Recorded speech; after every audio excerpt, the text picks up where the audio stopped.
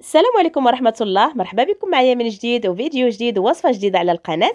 وصفتنا لليوم إن شاء الله غادي يكون واحد البريوش رائع جدا بالبرتقال. الريحة ديالو كتشم من راس الدرب. بريوش قطني كيعطينا واحد الكمية اللي هي كبيرة، ناجح. الريحة ديالو رائعة جدا والمذاق ديالو راه لا يوصف.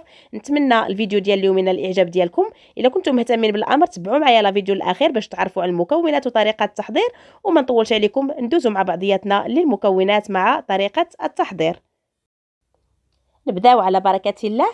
اول حاجه خديت واحد الحبه ديال البرتقال اللي غسلتها ونشفتها مزيان، وغادي نحك ليها القشر ديالها. ناخذوا غير القشر البرتقالي فقط كما كتشوفوا معايا.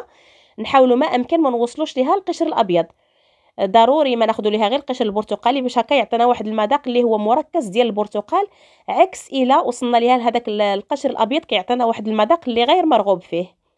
غادي نضيف عليها واحد الملعقه كبيره ديال خميره الحبيبات او خميره الخبز، نصف كاس من السكر ودائما كيبقى على حسب الذوق، كيس منكه بزهره البرتقال، وغادي نضيف عليهم بياض بيضه، والصفار غادي نحتفظ به للاخير. هنايا تقدروا ديروا هذا البريوش بدون بيض، انايا غير حيت بغيت الصفار في الاخير غادي ندهن به. البياض استعملته في العجين، ولكن راه ممكن انكم تعجنوا بدون بيض. غادي نضيف واحد الرشه ديال الملحه او واحد ربع ملعقه صغيره ديال الملحه، وغادي نحرك هاد المكونات جيدا مع بعضياتهم هكا كما كتشوفوا معايا، باش هذاك القشر ديال البرتقال يطلق لينا المذاق ديالو مازال مع السكر.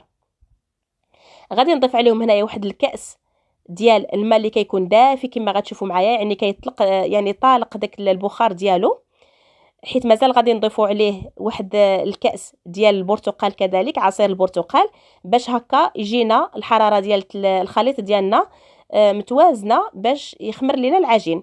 السعه ديال الكاس هنايا عندي فيه 150 مليلتر. غادي نضيف نصف كاس ديال الزيت النباتي ما يعادل 75 مليلتر، وغادي نخلط كذلك مره اخرى. هنا غادي نبدا في اضافه الدقيق. بطبيعه الحال الدقيق عندي مغربل. غادي ناخذ 4 ديال الكؤوس كدفعه اوليه، وغادي نخدم العجين ديالي غير بالايد ديالي. اللي بالنسبه للناس اللي عندهم العجانه وبغاو يعجنوا البريوش ديالهم في العجانه ممكن. هنايا غادي كما قلت لكم راه ما محتاجاش الدلك نهائيا، غير كنخلطوا العجين ديالنا. هنايا غادي نخلط هاد المكونات جيدا مع بعضياتها كما كتلاحظوا معايا. صدقونا البنات واحد الرائحه في هذا الخليط رائعه رائعه، راه كيشهي، هو مازال خضر كيعطي واحد الرائحه اللي رائعه جدا. شوفوا معايا هنايا من بعد ما خلطت هذاك الدقيق في العجين غادي نبدا نخبط فيه بهذه الطريقه هذه. فاش كيكون مطلوق نديروا هذه العمليه هكا بواحد دقيقه ما واصلاش. وهنايا غادي نضيف الكاس الخامس عفوا. دائما المقادير غادي تلقاوها مضبوطه في صندوق الوصف. كنعتذر على الصوت ديالي البنات، ضربني شويه البرد، هذاك الشيء علاش الصوت ديالي مبحوح. المهم ما علينا. ضفت الكاس الخامس ديالي. شوفوا معايا هنايا الخليط باقي خاصو شي شويه ديال الدقيق. غادي نضيف له عفوا نصف كاس بالتدريج، ما نضيفوش دفعه واحده. المهم الكميه كلها خدات معايا 550 غرام ديال الدقيق ما يعادل 5 الكؤوس ونصف. كما ذكرت لكم دائما المقادير غادي تلقاوهم مضبوطين في صندوق الوصف كما عودتكم. الا وصلتوا معايا حتى لهاد المرحله في لا فيديو، نتمنى ما تنساونيش من اللايك ديالكم وتبارطاجيو لا فيديو كذلك مع الاهل ديالكم اللي تعم الفائده. واللي ما مشتركش في القناه كنقول ليه مرحبا والف مرحبا، اشترك معنا في القناه باش تكبر العائله، وفعل الجرس باش توصل بكل ما هو جديد. هنايا ضفت ما تبقى من نصف كاس الاخير ديال الدقيق. كما ذكرت لكم 5 ديال الكؤوس ونصف ديال الدقيق. غادي نجمع هاد العجين بهاد الطريقه هذه كما نوريكم. مازال الخليط كيلتصق بالايدي، ضروري ما تخليو العجينه ديالتكم كتلتصق بالايدي باش البريوش ديالكم يجيكم قطني. الا قصحتوا العجينه بزاف ديال البريوش راه يجيكم مدقس، ماشي بحال فاش كتخليو العجينه رخوه. صافي من بعد ما زولت هذاك الفائض ديال العجين اللي كان في الايد ديالي، غادي ندهن الايد ديالي بالقليل من الزيت ونجمع العجين ديالي بهاد الطريقه هذه، ونغطيه بلاستيك غذائي بلاستيك غذائي اللي كيكون نظيف، وصافي نخليه يختمر مزيان مزيان حتى يضاعف الحجم ديالو. دائما لنجاح الوصفه ديال البريوش خليوه ياخذ حقه في الاختمار.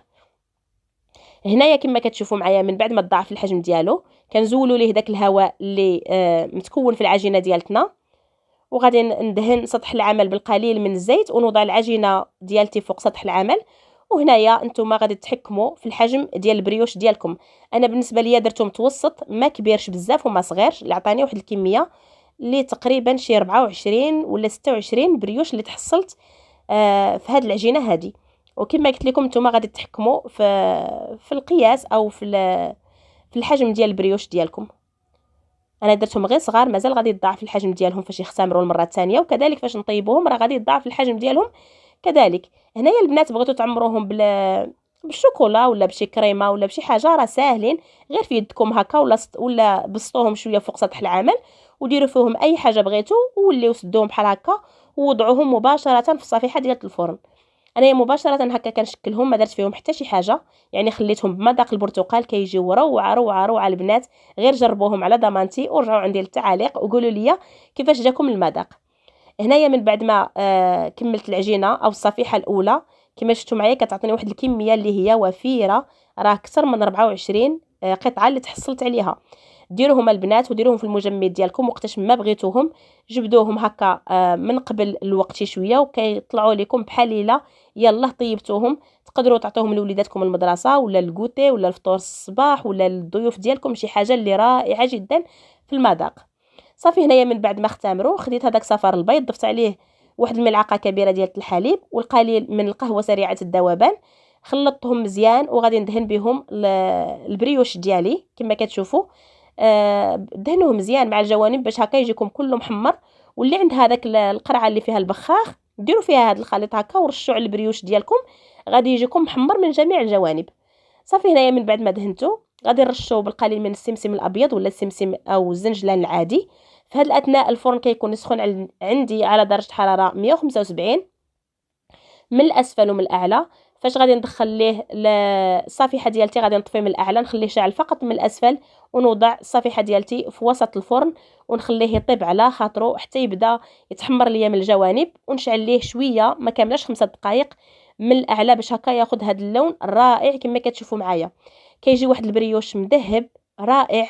الريحه ديالته كما قلت لكم راه غزاله غزاله غزاله جدا، كتشهي ديك الرائحه ديالته والمذاق ديالو راه لا يوصف، وكيجي قطني ومفشفش ومهوي من الداخل كما غتشوفوا معايا. حتى لهنا كنكون وصلت معكم لاخر مرحله في الفيديو. نتمنى فعلا اقتراح اليوم من الاعجاب ديالكم، وما تبخلوش عليا باللي لايك ديالكم والبارطاج، واللي ما مشتركش في القناه يشترك معايا ويفعل الجرس باش توصلوا بكل ما هو جديد. وما تنساونيش كذلك من التعاليق ديالكم المحفزه اللي كنقراها تعليق بتعليق وكتفرحني وكتحفزني باش نزيد نشارك معكم المزيد من الوصفات السهله والسريعه والاقتصاديه. حتى لهنا كنكون وصلت معكم لاخر مرحله في الفيديو. نضرب لكم موعد جديد مع فيديو مقبل، والسلام عليكم ورحمه الله تعالى وبركاته. السلام عليكم.